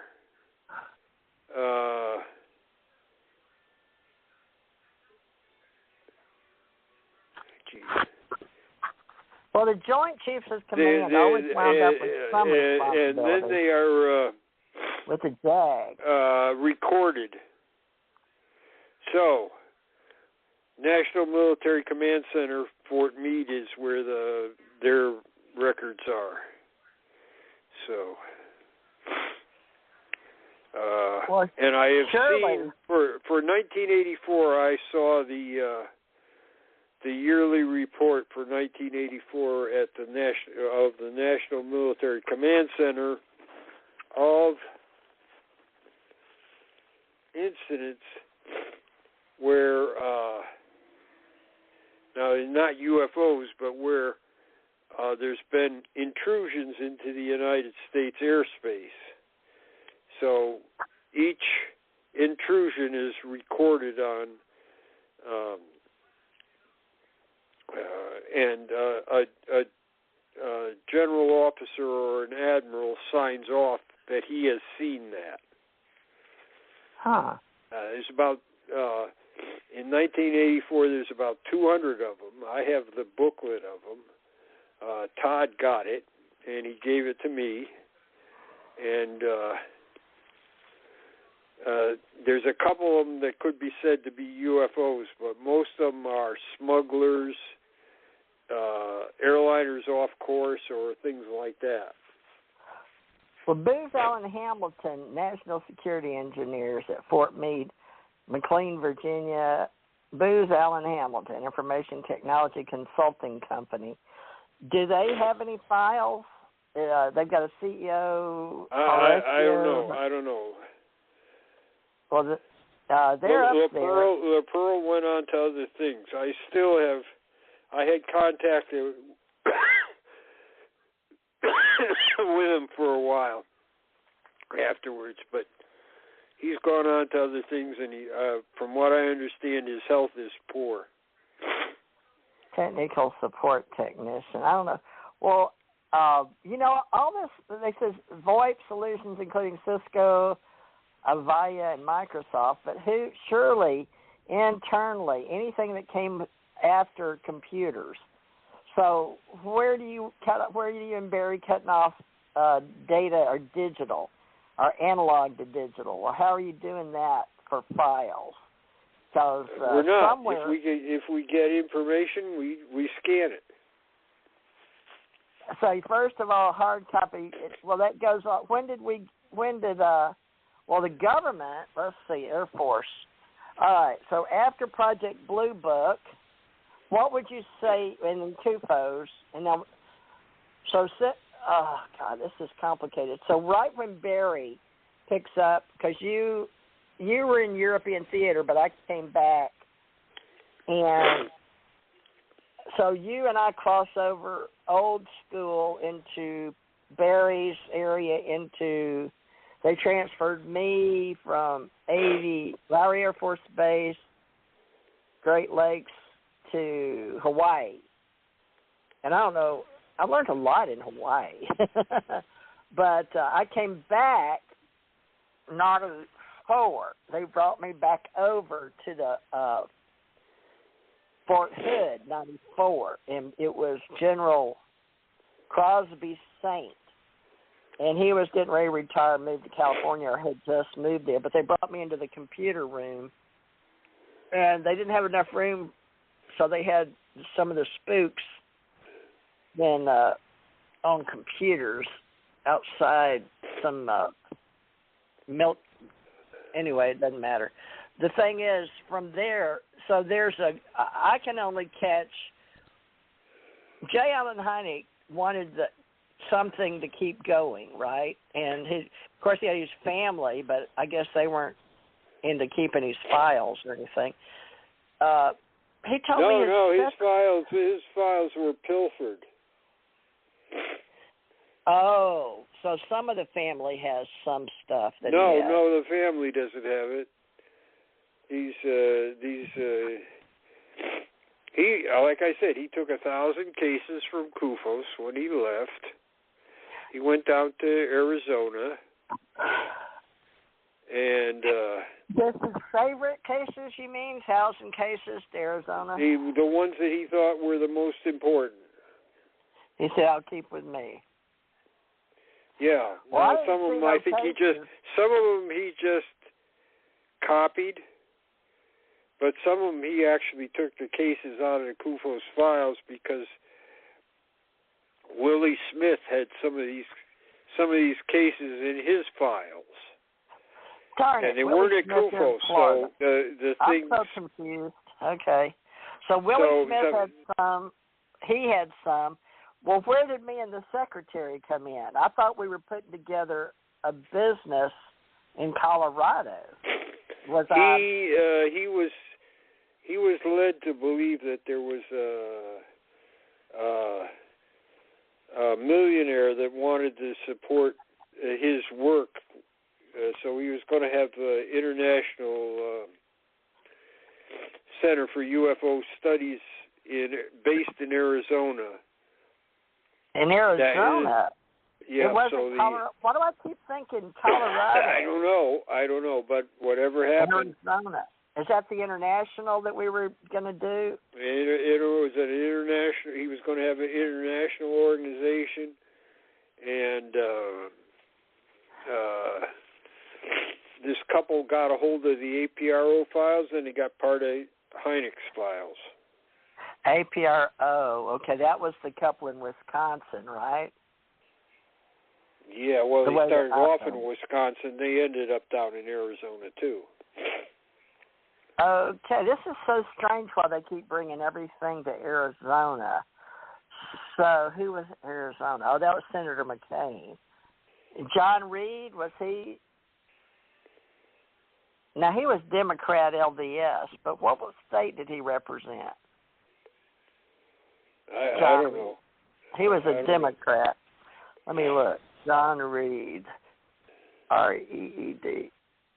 American journalist. No, John Reed attorney, Pennsylvania. John Reed fitness. Am I not getting? Isn't it John? Is that who we're talking about, Senator?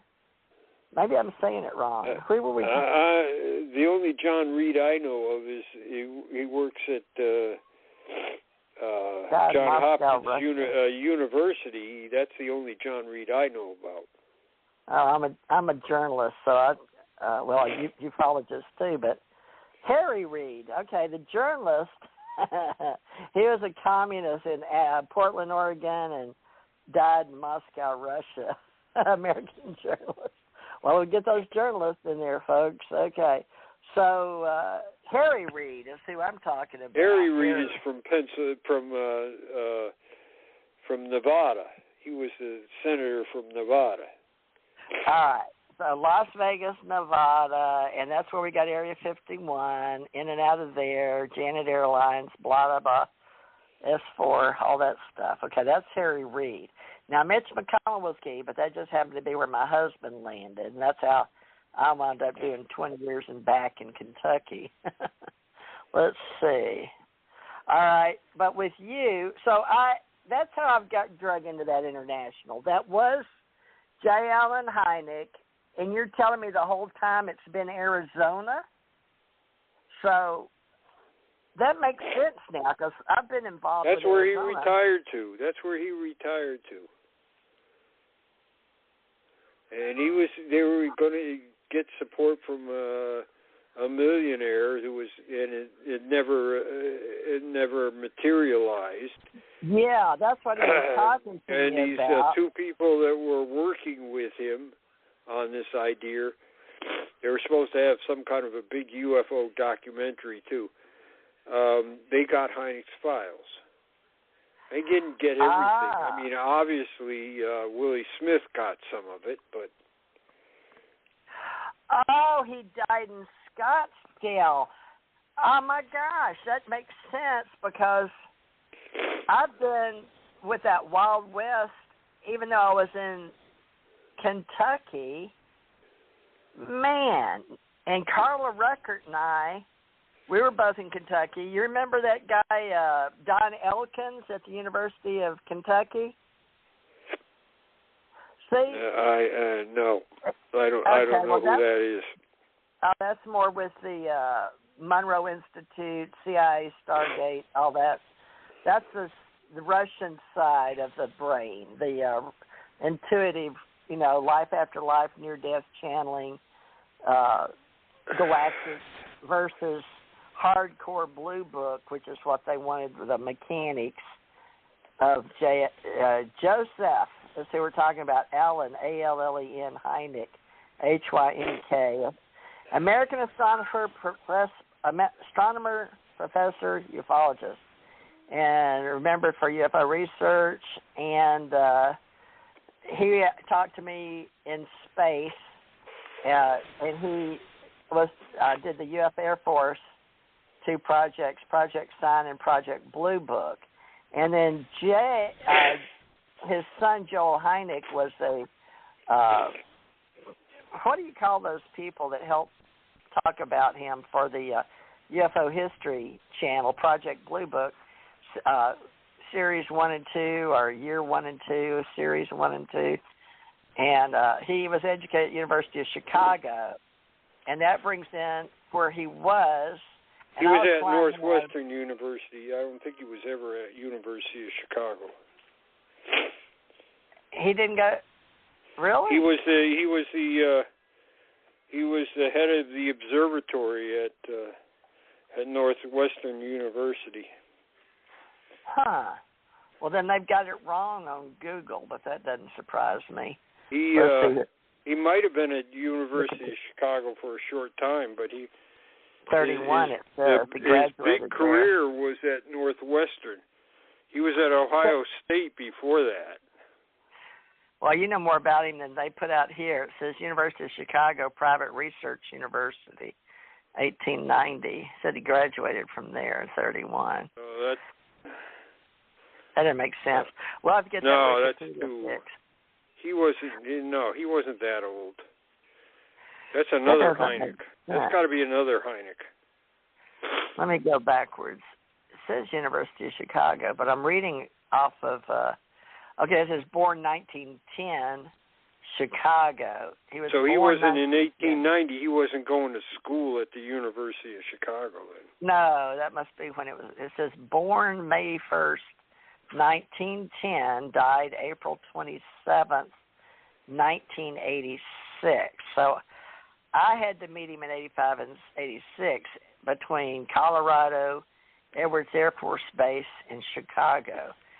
But I bet he's the one in Lowry Air Force Base that came out to talk to me. He had a hat on in the car by himself. I thought he looked sort of German, but he does with that beard and stuff. I don't know what's going on with this. All I know is that I said okay, but I didn't know what I was agreeing to. So that figures. I always did that in the military. Sure, I'll volunteer. So apparently, Mimi Curtis Hynek. Mimi Curtis Hynek. That was his wife's name, right? Right. Okay, so Iden Gillen plays him on Project Blue Book, and then who plays Mimi? Spouse to Jay Island Hornhanick, 42 to 86. So they were married quite a while before they got divorced, right? No, wait, she was married to him the whole time until he died. Right. 42. Yeah. All right, well, you saw the Project Blue Book, but you weren't called in for the movie, the guy that wrote the script. And I just saw something on him.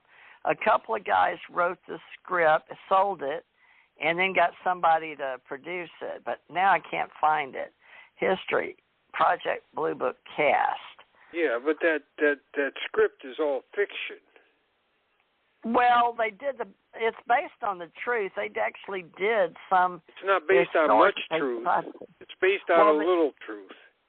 Well, the actors had to do their own research, and they had his son on there as far as the characters go. You know, but it's basically woo ufology. It's woo ufology, yeah. Yeah, woo-woo. It's not. I mean, you know. Well, unfortunately, Hollywood will slant which way it goes. So at least they know who the characters all were. these guys that make documentaries and stuff, they're never satisfied with the truth. They want to make it more exciting and hype it up. Well, and that's for the story value, yeah, of course, for the entertainment value. So the truth is more interesting than anything that these characters could write. Well, if you had time, you could write a script and try to sell it. Well, I'm not going to do that. I don't have another lifetime. I got just this one. I don't either. Coming to an end. We're checking out. So, folks, if you don't get us now, we're on our way out. About your cancer and how you're going through all this stuff. I hate to do it to you, but for the sake of Project Blue Book, you were a historian. Explain the difference to everybody that's been watching this Project Blue Book. You know, when did it come out? 2018 on the History Channel, IMDb stuff. Well, the History Channel hasn't. You know, there used to be some really good used to be some material on the History Channel, but it's deteriorated over the years. Well, it's entertainment. It's not classified, really. It is history, but it is. Well, they're in the entertainment They had Billick talking about T2 and TID and ATIC, and we interviewed Billick, and that was an excellent, outstanding documentary that they made. Now they can't make a documentary to save their lives. Well, that's why we're doing our own stuff now. Right. So we're going to have to put you on YouTube I mean, now. the one with Billick was like the unofficial historian of Air Technical Intelligence Command, and they did a documentary that he was in, and he supplied the information, and that was. We had interviewed him before that, and the information in the documentary that History Channel did was really good. Well, now his son, but they can't keep it up. They just want to soup everything up now. Well, yeah, that's got a lot to do with writing content and the scripts. It's got to have some action, and you got to have the antagonist. I liked the script actually, but I do not understand, and I empathize with all those that are strong historians that have sunk their lives into the real history. So they didn't have time to go do that. What they did is the guys that wrote the script, as far as I know, they looked at a few books. And the guy that played him, saw some reels of him and I don't know if they read the books or not, but it's up to each individual character to get as much, history to play the actor. And so what part, but you're saying that the actual historical script, I mean, there's a flavor of the story based on, enough that my sister called me and said, I think we owe you an apology, because she works state law enforcement, and her husband was on TV a lot, but he was a professional criminal forensics, Jim Thomas with the state of Texas forensic, so they used him a lot, in cases, still want him for cases. But they called me and said, I guess we owe you an apology, because they heard me talking about J. Allen Hynek and flying here and flying there and UFOs, and they thought I was crazy, literally. And so all I can say is that helped me. Now, I know Men in Black stories and how you stop stuff and start stuff, brains and all that stuff, but, that's spook stuff or privileged neuro stuff, But you're more like Edward Ruppelt. Now, so one of the guys did read that book, I think, or there wasn't much on him for them to get. He wasn't in any reels. They go in Hollywood by what they can go get a quick, look at. They don't necessarily want to read the books. You understand? Just like kids today. Yeah, I understand. It's not when they did the ABC Peter Jennings UFO special. Those guys started from scratch, from absolute scratch. What about Walter And they read everything they could, and they were talking to me and Swords and a number of other people. And the guy said he wanted everything I had on the CIA, so we talked that one day, and then a couple of days later he came back and he said, you know what? From our information, the CIA is not that involved in UFOs. Are you kidding me? Come on. Yeah, that's what he said. He said, yeah. I said, well, I sort of agree with you. They're not leading the thing here. It's the Air Force, which is that's what Brad Sparks believes too. When I was a kid, every division had their own files, and they're all wanting the money for the investigation, and some of it was in D.C., and some of it was in Colorado underground, and some was in Las Vegas, and let's see, I had to go to Dayton, Ohio. Some was over there, so it was spread all over, and that at least 5 places that I know of. Not to mention part of the old UFOs, and I don't know where all they had the little grays, I guess. Anyways, I was talking to several of the people that were on that documentary. Oh, a documentary. Now that was the Peter Jennings documentary. So Peter, but we dead talked. Now, right?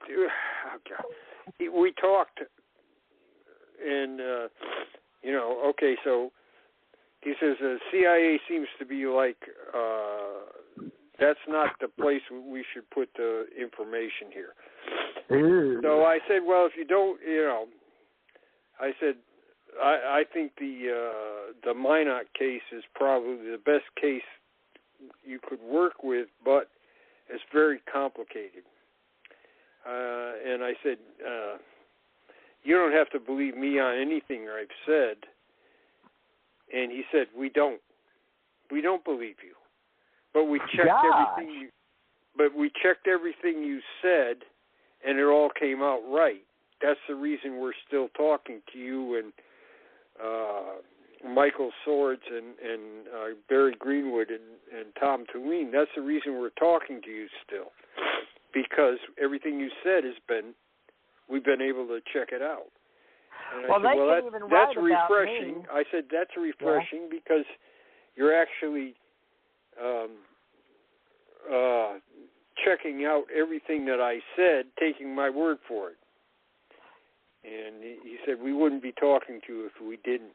So they decided when they talked to Tom Tulane about the Minot case, they decided they were going to start from the beginning, go back and redo everything that we did, talking to the pilots and the radar officer and the ground people and everybody. And so when they did that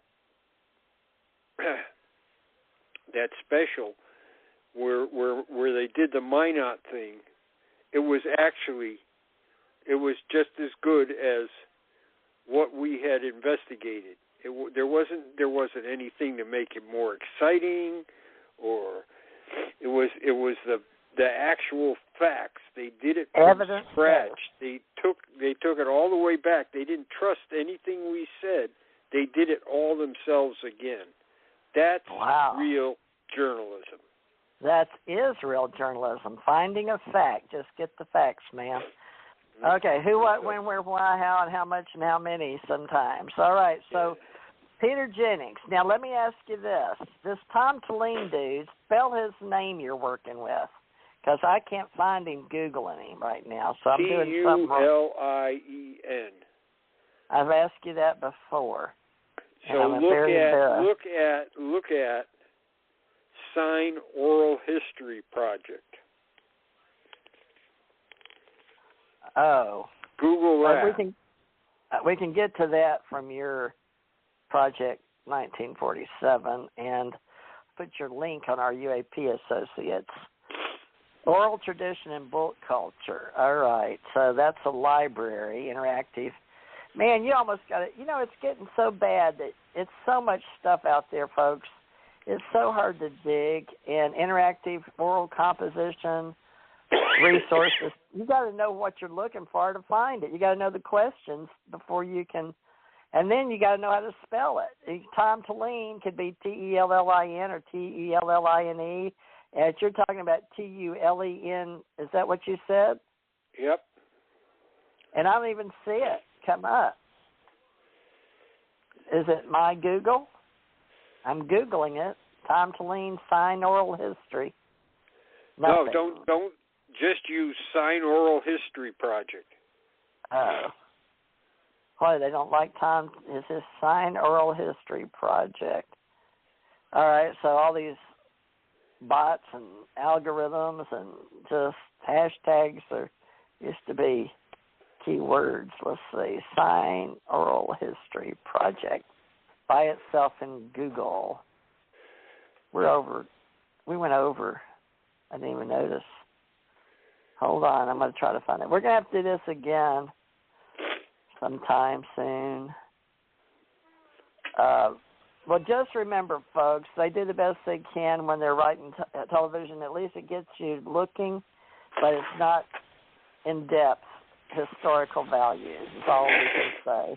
It gives you the flavor of something going on, but it doesn't give you the real in-depth history that investigators do. And so our investigative reporters like Peter Jennings. So you were called in as an expert. He died at 67. No, I was called in to, I don't think they considered me an expert. They just considered me somebody that could somebody's they didn't pay me or anything. I just agreed to talk to them. So did Michael Swords, and so did a couple other people. And they told me they had talked to a number of people. And they said they just couldn't trust them. So that's why historical group. Yeah, that's why they continued talking to me. Yeah. They said they just didn't. There's a lot of ufology, and they settled on they settled on the Minot case because most of the witnesses were still alive, and they were able to interview these guys, and they had Tom's interviews with the Minot witnesses, and they said the same thing.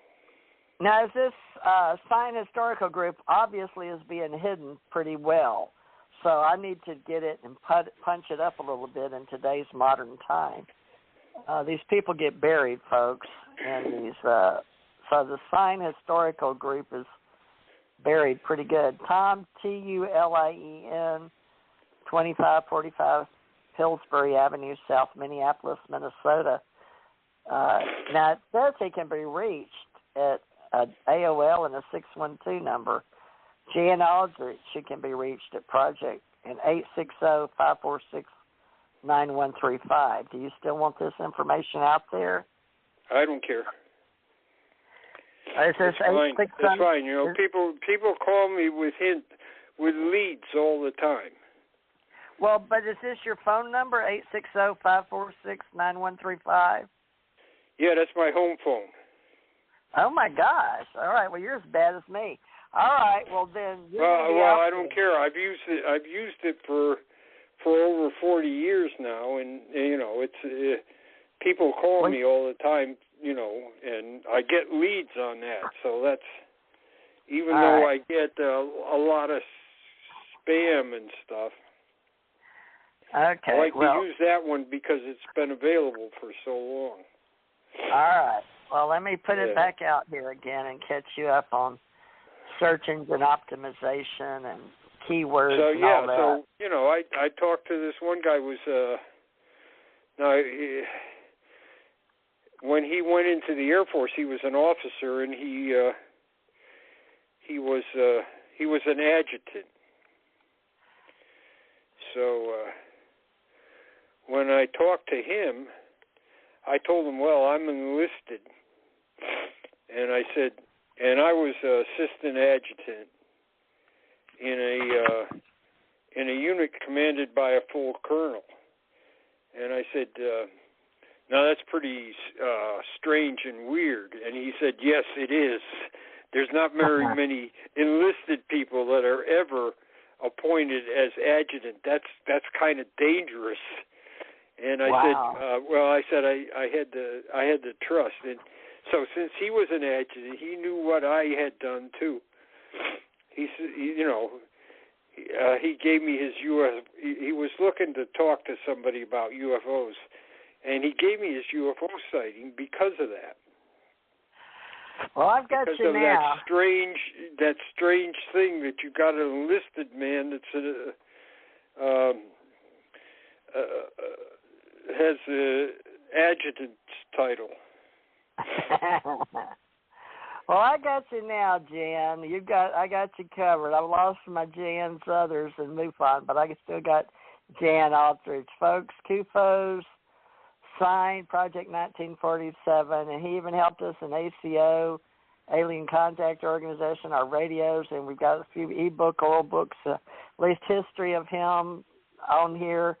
And I hope you've appreciated what he's done, because we're getting to the end of our twilight years here on the planet. So I'm hoping he and I will be around another till we're 135. But, you know, we're working together. We're about the same age, give or take. He won't tell me how old he is. Don't we have I have your press kit somewhere, but let's update your press kit for you on TJ Morse Agency, folks. If you need to have some stuff done with us, UAP Associates, E-Force Agency, OSI, Open Source Intelligence. We're pushing for helping all people but Jan Aldrich and Barry Greenwood right now, and helping get them some volunteers in New Mexico. So hopefully I'm going to get Ken, Ralph Kennedy Johnston, and Norio Hayakawa, and any of you old guys out there that want to help our veteran volunteers. So we're going to set up a Navy veteran volunteer, not Navy, we're doing joint. We're doing more than joint, and Bob Dean and all of us work in European Theater, Allied Command, Intergalactic Relations, and we're going to take on the whole world. And Jan Aldrich is our fearless leader, ufologist, historian. So, Jan, you've been most giving of your time on planet Earth. You're a good man. You're a good 50-year man. Me too, government folks. And we've done GS, enlisted officer, historian, you name it. Just we don't call us late for dinner. Well, I'm hungry, that's right. Jan. Don't get between me and food. That's for sure. I'm the same way, folks. That's the one thing we learned. We were military. We could put away a meal in less than 5 minutes. All right. Thank you, all you military out there proudly serving. We're looking for all our volunteers that have served in service. We don't care.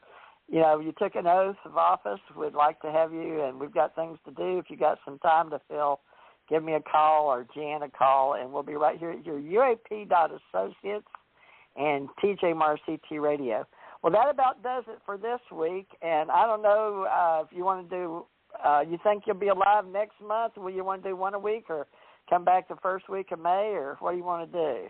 Yeah, just let me know when I could probably do anything. Awesome. All right. Well, we got that Ace Folklife, too, for all kind of other historical value. But he does a pretty good job of keeping us informed, folks, of the various organizations that do his favorite topic as a ufologist. Thank you, Jan. You've been wonderful. I've got you here, and I'm going to try to get you on another show that I'm on for the Cosmos, and we're doing whatever we can to do some YouTube. So I hope you're not shy. So we'll put your face out there, too, pretty soon, okay? I just got to get myself organized to do everything I need to do for everybody. Well, folks, we are volunteers, believe it or not, in what we do. So we'll try to be back here maybe next week. We'll see if he's available. 4 to 6, Jan, or 5 to 7 your time if you're available or if you're not scanning. We'll try to get you some more data out here. You can think of some more stuff that's oral, folks. We'll do our best to keep you entertained right here on Blog Talk Radio, TJ Mars ET Radio, UAP Associates. Now I got to go punch the buttons if I can find them. All right, I'm going to end the call, so we'll have it right here, and on ACIR Radio, it will be syndicated by Spreaker, on iHeart, Spotify, Amazon, you name it. Well, I pay for it. All right, love and light. Thank you very much, Jan. See you maybe next week if you're available. Okay. Thank you.